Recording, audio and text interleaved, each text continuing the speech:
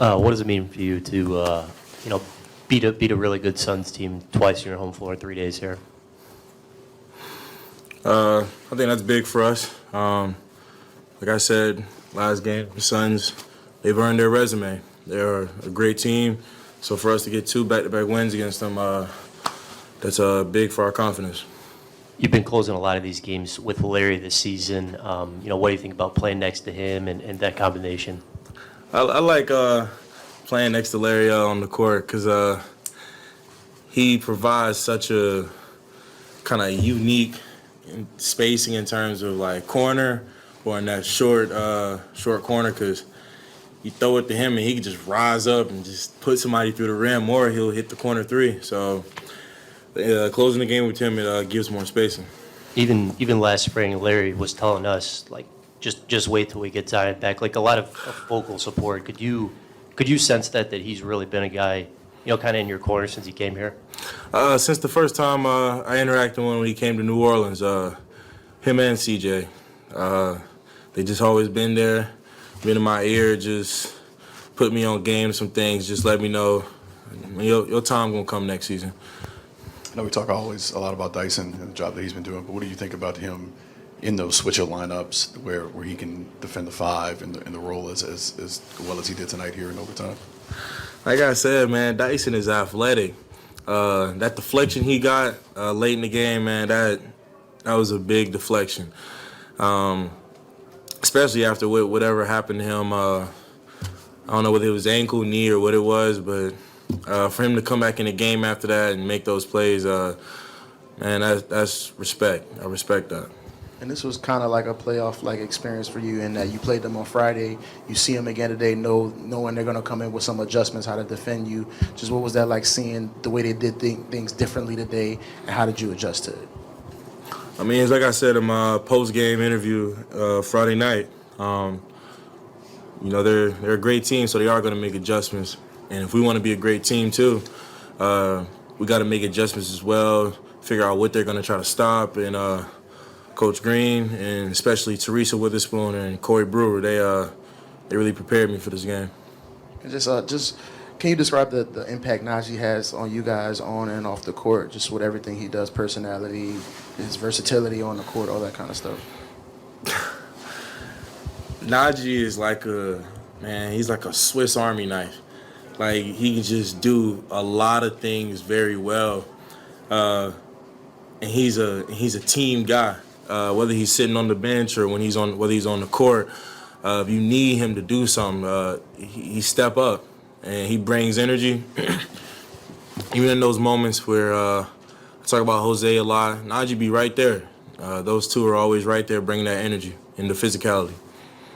Have these past 7 games, and you're averaging about 30 points in that stretch, have they helped you understand anything about the influence that you can have on this team and want to have going forward?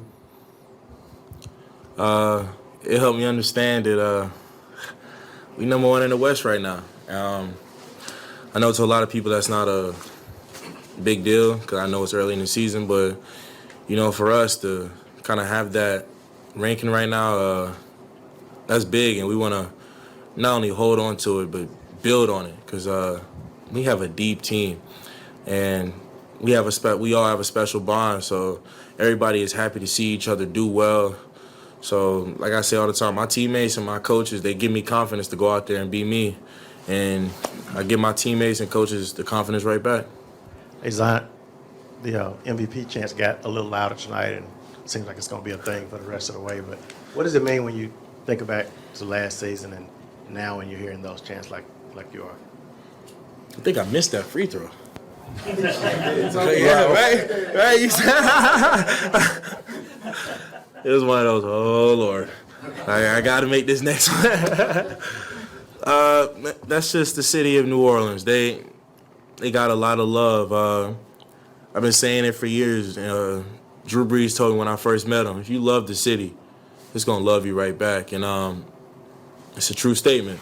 I love the city of New Orleans, and I'm just glad they come out and support the way they do. You talked about the adjustments that the Suns made over the last couple of games. How much, like, when you're playing, are you taking in mental data in the first half and figuring out, okay, these are the type of coverages I'm seeing now, and this is how I'm going to choose to attack in the second half? How much is that a part of your game?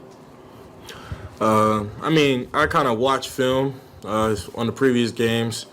Not so much about the good things, more so about like what I did wrong and, okay, if I was able to do this, how would a team try to come at me different or with different coverages and stuff. But my mindset is always just play the game the right way. If they're trying to blitz me, I trust my teammates, get off the ball, and trust that we all going to make the right play.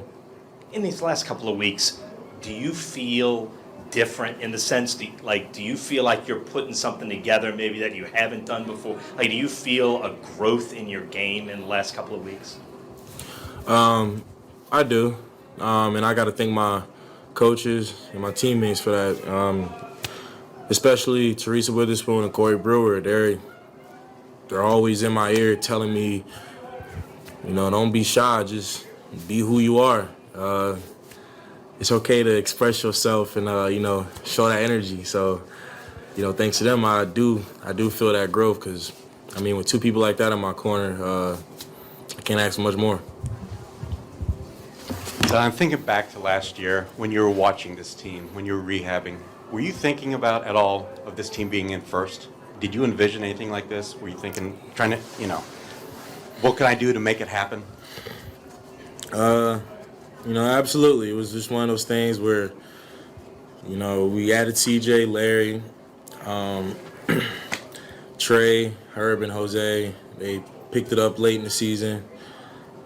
And I said it in interviews last season. It's hard to watch something like that, watch how the city reacts and not want to be a part of that. So I think for me it was more so watching film and figuring out where I could fit in while still allowing everybody to do them, grow, and, win.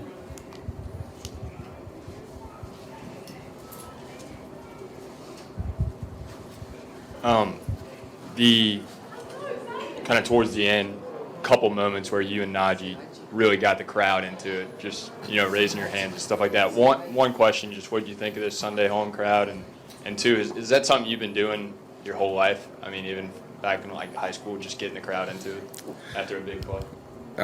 In high school, yeah, but when I got to college, just being in Cameron. And, that small gym, but the fans are right there. That's when I really was like, oh, I like this. I like when the crowd's into the game because, it gives everybody confidence. And even on away games, when their crowd's into the game, how can you not be as a competitor, how can you not be in an environment like that and want to thrive in that? Thanks, Steve. No problem. You guys have a good night.